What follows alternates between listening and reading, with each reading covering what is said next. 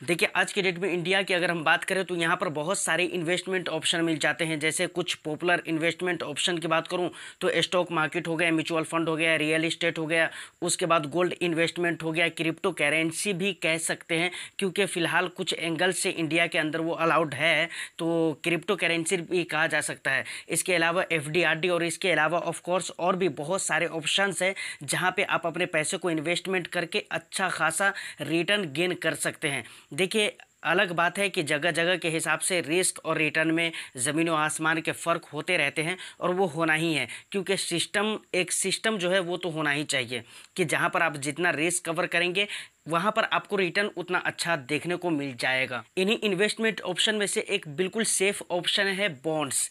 अब ये bonds investment कई तरीके के होते हैं जिस पे हम आगे वीडियो में बात करेंगे। मतलब आज की इस वीडियो में हम यही बात करने वाले हैं कि बॉन्ड्स क्या होते हैं, बॉन्ड्स इन्वेस्टमेंट क्या होते हैं, ये कितने प्रकार के होते हैं। इसके अलावा और भी बहुत सारी चीज़ों पर हम बात करेंगे, इससे रिलेटेड जो भी मुद्दे होंगे उनके ऊपर। तो चलिए वीडियो को शुरू करते हैं, लेकिन उससे पहले हमेशा की तरह एक रिक्वेस्ट, चैनल पे फर्स्ट टाइम विजिट कर रहे हैं तो चैनल को इंटरेस्टिंग कंटेंट के लिए ज़रूर सब्सक्राइब कर लीजिए, वीडियो को एक लाइक ज़रूर कर दीजिए और शेयर कर दीजिए उन लोगों के पास जो लोग इस तरीके की वीडियो देखना पसंद करते हैं। अब बॉन्ड्स क्या होते हैं, कितने प्रकार के होते हैं, इसके बारे में बात करने से पहले हम ये जानते हैं कि भाई बॉन्ड्स के बारे में हमें जानना ही क्यों ज़रूरी है। मतलब मुझे क्या ज़रूरत पड़ी है कि हम बॉन्ड्स के बारे में जानें कि बॉन्ड्स क्या होते हैं, कितने प्रकार के होते हैं, कैसे वर्क करते हैं, कैसे इन्वेस्टमेंट किया जाता है, आखिर ये सब जानने की मुझे क्या ज़रूरत है। तो इसको जानने के पीछे जो सबसे पहला रीज़न है वो ये है कि ये एक इन्वेस्टमेंट ऑप्शन है। समझ रहे हैं कि नहीं? मतलब जिस तरीके से स्टॉक मार्केट, म्यूचुअल फंड वगैरह जो एक इन्वेस्टमेंट ऑप्शंस हैं, इसी तरीके से बॉन्ड्स भी इन्वेस्टमेंट ऑप्शंस हैं। दूसरी बात, आज की डेट में अगर इंडिया के हम बात करें तो आप खुद सोच कर देखिए कि कितने % लोग इंडिया में ऐसे हैं जो शेयर मार्केट को अच्छी तरह समझते हैं। क्योंकि शेयर मार्केट में आपको इन्वेस्टमेंट करने के लिए आपको बहुत चीज़ें आना चाहिए, जैसे टेक्निकल एनालिसिस करने आना चाहिए, फंडामेंटल वगैरह, मतलब कंपनी फंडामेंटली स्ट्रॉन्ग है या नहीं है, उसके लिए आपको चार्टशीट वगैरह पढ़ने की ज़रूरत पड़ेगी और भी बहुत सारी चीज़ों को रिसर्च करने की ज़रूरत पड़ती है, आपको टाइम भी देना पड़ता है। इन सारी चीज़ों को मिलाने के बाद तब जाकर आप स्टॉक मार्केट में इन्वेस्टमेंट कर सकते हैं, वहाँ पर आपका सेफ इन्वेस्टमेंट हो सकता है। समझ रहे हैं कि नहीं? तो आप ये चीज़ देखिए कि कितने लोग हैं जो स्टॉक मार्केट को इंडिया में जानते हैं। अच्छा, कुछ % लोग जानते भी हैं तो हमारे फिल्म इंडस्ट्री ने इतना स्टॉक मार्केट को बदनाम किया है जिसका कोई जवाब नहीं। मतलब लोग नाम सुनते ही हड़क जाते हैं। तो ऐसी कंडीशन में अब ज़रूरत पड़ती है एक ऐसे इन्वेस्टमेंट ऑप्शन की जो बिल्कुल शेयर मार्केट से हट कर हो और बिल्कुल सेफ हो, जहाँ पर हर कोई खुलकर इन्वेस्टमेंट कर सके। इसके अलावा और भी कई रीज़न है जिसकी वजह से हमें बॉन्ड्स को जानना चाहिए। तो चलिए सबसे पहले हम समझते हैं कि बॉन्ड्स होते क्या हैं। तो देखिए, बॉन्ड्स एक तरह से डेट इंस्ट्रूमेंट है जहां पर आप बॉन्ड जारी करने वाले को पैसे देते हैं। मतलब आप अपने पैसों को वहां पर इन्वेस्टमेंट करते हैं, फिर वो आपके पैसे को आगे इन्वेस्टमेंट करता है। उसके बाद बॉन्ड इशूअर जो होता है, जो लोग बॉन्ड निकालते हैं, वो आपसे ये प्रोमिस करता है कि भाई ठीक है, हम इतने दिनों के लिए ये बॉन्ड को निकाल रहे हैं, लॉन्च कर रहे हैं, एक टाइम पीरियड के साथ हम आपको इतने रिटर्न के साथ आपके पैसे हम रिटर्न कर देंगे। यहाँ पर रिस्क की अगर हम बात करें तो बिल्कुल लो रिस्क इन्वेस्टमेंट होता है। समझ रहे कि नहीं? अब बॉन्ड्स कौन निकाल सकती है? तो देखिए, कोई कंपनी भी निकाल सकती है, कोई पब्लिक भी निकाल सकती है और गवर्नमेंट भी निकाल सकती है, बैंक वगैरह भी निकालती है, एनबीएफसी वगैरह बैंक जो होती हैं वो लोग भी निकाल सकती है। तो मतलब कोई भी बॉन्ड्स लॉन्च कर सकती है, चाहे वो सरकार ही क्यों ना हो। तो उम्मीद है कि यहाँ तक कि आपको ये चीज़ें समझ में आ गई होगी कि आखिर बॉन्ड्स होते क्या हैं। अब हम बात करते हैं कि ये कितने टाइप्स के होते हैं, how many types of bonds. तो ये कई टाइप्स के होते हैं, मैं एक एक करके आपको बताता हूं, आप गौर से सुनिए। सबसे पहला जो होता है वो होता है गवर्नमेंट बॉन्ड्स कहते हैं जिसे, या फिर आप गवर्नमेंट सिक्योरिटीज़ बॉन्ड्स भी कह सकते हैं, सेम है। इस तरह के जो बॉन्ड्स होते हैं वो केंद्र सरकार या राज्य सरकार जारी करती है। उसका जो टाइम पीरियड हो सकता है वो मतलब 5 साल से 40 साल के लिए हो सकता है। इसमें रिस्क बहुत ही कम होता है, बिल्कुल न के बराबर होता है, क्योंकि आप जो पैसे इन्वेस्टमेंट कर रहे हैं वो पैसे का उपयोग सरकार किसी न किसी प्रोजेक्ट के लिए, किसी न किसी काम के लिए करने वाली है। तो इसमें रिस्क की अगर हम बात करें तो वो बिल्कुल ही ना के बराबर होता है। दूसरी बात, इसमें आप बहुत कम अमाउंट से इन्वेस्टमेंट शुरू भी कर सकते हैं। और सबसे अच्छी बात तो यह है कि इन्हें फिक्स्ड इंटरेस्ट रेट पे जारी किया जाता है। मानकर चलिए म्यूचुअल फंड में, म्यूचुअल फंड से मेरा मकसद यहाँ पर डेट फंड नहीं है, याद रखिएगा, इक्विटी की मैं बात कर रहा हूँ। म्यूचुअल फंड की अगर मैं बात करूँ तो इक्विटी की बात कर रहा हूँ। दूसरी बात, स्टॉक वगैरह में या फिर म्यूचुअल फंड इक्विटी वगैरह में निवेश करते हैं तो वहाँ पर आपको ये चीज़ चीज़ पता नहीं रहता है कि हमें इतना रिटर्न मिलेगा ही, ये चीज़ फिक्स नहीं रहता है। मतलब एक अनुमान लगाया जाता है, पिछला रिकॉर्ड आप देख सकते हैं वो अलग बात है, लेकिन ये तय नहीं रहता है कि पीछे जितना रिकॉर्ड में दिखा रहा है, मतलब 19% का अगर रिटर्न दिखला रहा है तो ज़रूरी नहीं है कि आपको भी 19% का रिटर्न मिल ही जाएगा। लेकिन यहाँ पर अगर आप इन्वेस्टमेंट करते हैं तो यहाँ पर इंटरेस्ट रेट जो होते हैं वो पहले ही तय होते हैं कि आपको इतने इंटरेस्ट रेट मिलने वाले हैं। तो ये सोच कर देखिए कितनी अच्छी बात है ना।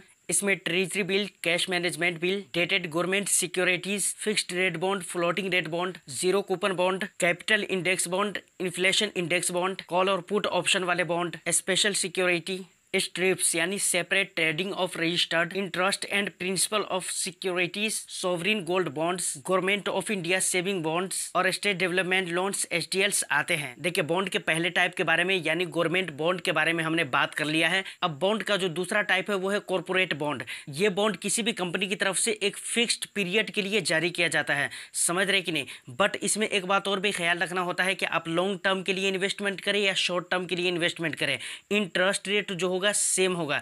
ऐसा नहीं है कि शॉर्ट टर्म में इंटरेस्ट रेट कम होगा और लॉन्ग टर्म के लिए आप अगर इन्वेस्टमेंट करेंगे तो वहां पर इंटरेस्ट रेट कुछ बढ़ जाएगा, ऐसा नहीं है, बिल्कुल सेम रहेगा चाहे आप शॉर्ट टर्म के लिए करें या लॉन्ग टर्म के लिए इन्वेस्टमेंट करें। इसको जरा एक एग्जांपल से समझेंगे तो बात और भी क्लियरली समझ में आ जाएगी। मानकर चलिए कि एक जेड नाम की कंपनी है जिसे पैसे की जरूरत है, तो देखिए अब वो पैसे दो तरीके से ले सकती है, या तो बैंक से लोन ले सकती है, और अगर वो पब्लिक से बॉन्ड के जरिए पैसे ले रहा है तो पब्लिक को ये कहेगा कि भाई इतने इंटरेस्ट रेट के साथ हम इतने सालों के लिए, देखिए वो टाइम पीरियड कुछ भी हो सकता है, 4 साल 5 साल 10 साल के लिए भी हो सकता है, कि भाई हम इतने टाइम पीरियड के बाद आपके पैसे इस रेट के साथ, मतलब इंटरेस्ट रेट के साथ हम आपको वापस कर देंगे। उसके बाद आता है कन्वर्टिबल बॉन्ड, यानी इसमें आपको डेट और इक्विटी दोनों के फीचर मिल जाते हैं बट एक साथ नहीं मिलने वाले हैं। देखिए ये कन्वर्टिबल इसलिए होते हैं कि इन्हें कंपनियों के शेयर्स में भी बदला जा सकता है और बॉन्ड्स होल्डर्स शेयर्स होल्डर्स बन सकते हैं। उसके बाद आता है जीरो कूपन बॉन्ड्स। इस तरह के बॉन्ड्स पे आपको इंटरेस्ट नहीं मिलता है, लेकिन ऐसे बॉन्ड्स जो होते हैं वो डिस्काउंट पर जारी किए जाते हैं और इन्हें बॉन्ड्स होल्डर से एक खास टाइम पीरियड के बाद वापस खरीद लिया जाता है। इसमें एक तरह से ये कह सकते हैं कि आने वाला जो अंतर होता है ना, वही निवेशक की कमाई का एक जरिया होता है। इस बॉन्ड में मैच्योरिटी से पहले रेगुलर इंटरेस्ट रेट भी नहीं मिलता है, लेकिन हाँ इस पे सालाना इंटरेस्ट की अगर हम बात करें तो सालाने इंटरेस्ट मिलता है, लेकिन सिर्फ वहीं पर रहता है। मतलब एक तरह से ये कह लीजिए कि आपके सिस्टम में ही दिखता है, मतलब ये आपके पॉकेट में अभी तक आता नहीं है, पॉकेट में उस वक्त आता है जब ये बॉन्ड्स मैच्योर हो जाते हैं। उसके बाद आता है इन्फ्लेशन लिंक्ड बॉन्ड। देखिए इस महंगाई के टाइम पे इस तरह के बॉन्ड्स में इन्वेस्टमेंट किया जा सकता है और करना बेहतर भी रहेगा, और इस तरह के जो बॉन्ड्स होते हैं उन्हें सरकार ही जारी करती है। लेकिन यहाँ पर याद रखने वाली बात यह है कि इन्फ्लेशन के अकॉर्डिंग इसके इंटरेस्ट रेट जो होते हैं वो ऊपर नीचे होते रहते हैं। उसके बाद आता है RBI बॉन्ड्स। ये बॉन्ड RBI की तरफ से जारी किया जाता है। ये फ्लोटिंग रेट सेविंग्स बॉन्ड होते हैं। इसमें इंटरेस्ट रेट फ्लोटिंग के बेसिस पर तय होता है। एक बात और भी है कि इसे हर 6 महीने पर संशोधित किया जाता है, और इसकी एक खास बात यह भी है कि इसके जो भी इन्वेस्टर है, मतलब इसमें जो भी इन्वेस्टमेंट करता है उसे हर 6 महीने पर रिटर्न दे दिया जाता है। उसके बाद आता है सोवरिन गोल्ड बॉन्ड। देखिए यहाँ पर अगर आप इन्वेस्टमेंट करते हैं तो एक तरह से आप गोल्ड में इन्वेस्टमेंट कर रहे हैं। अब देखिए फिजिकल जो गोल्ड होते हैं ना, उसी का अल्टरनेटिव है ये। अब गोल्ड में इन्वेस्टमेंट कर रहे हैं उससे कहीं ज़्यादा अच्छा है सोवरिन गोल्ड बॉन्ड में इन्वेस्टमेंट करना, क्योंकि अगर आप गोल्ड में इन्वेस्टमेंट करते हैं तो वहाँ पर आपको मेकिंग चार्ज लग जाते हैं, उसके बाद उसे रखने का टेंशन रहता है, फिर अगर स्टाइल पुराना हो गया तो उसे पिघलवा कर फिर उसे बनवाइए तो वो वाला चार्ज लग जाता है। मतलब चार्ज ही चार्ज है। यहाँ पर एक कागज़ होता है, एक फॉर्म की शक्ल में होता है कि मतलब एक पेपर के जरिए आप गोल्ड में इन्वेस्टमेंट कर रहे हैं, तो ये बहुत ही अच्छा होता है, बहुत ही सेफ भी होता है, और आपको बार बार खर्चे करने की ज़रूरत नहीं पड़ती है, मेकिंग चार्ज वगैरह देने की ज़रूरत नहीं पड़ती, क्योंकि वो गोल्ड में इन्वेस्टमेंट है बट फॉर्म की शक्ल में है, पेपर पे है वो। और इस बॉन्ड को भी RBI ही जारी करती है, ये सबसे बड़ी बात है। तो मतलब यहाँ पर रिस्क भी नहीं है और कहीं बूट जाने का या फिर धंस जाने का किसी तरह का कोई अनसेफ्टी वाली बात भी नहीं है। मतलब यहाँ पर आपका इन्वेस्टमेंट बिल्कुल सेफ है। देखिए इतनी सारी बातें अगर आपको समझ में आ गई है तो अब वीडियो के मेन पार्ट के बारे में हम बात करते हैं, यानी अब इस बारे में बात करते हैं कि आखिर बॉन्ड्स में हम कैसे इन्वेस्टमेंट कर सकते हैं। तो कुछ तरीके मैं आपको बताता हूँ जिस तरीकों को आप अपना कर आप बॉन्ड्स में इन्वेस्टमेंट बहुत ही आसानी के साथ इजीली कर पाएंगे। पहला तरीका तो ये है कि किसी भी फाइनेंशियल ब्रोकर से संपर्क करके आप उसके जरिए आप बॉन्ड में इन्वेस्टमेंट कर सकते हैं। जैसे फाइनेंशियल ब्रोकर से आप शेयर्स खरीदते हैं ना,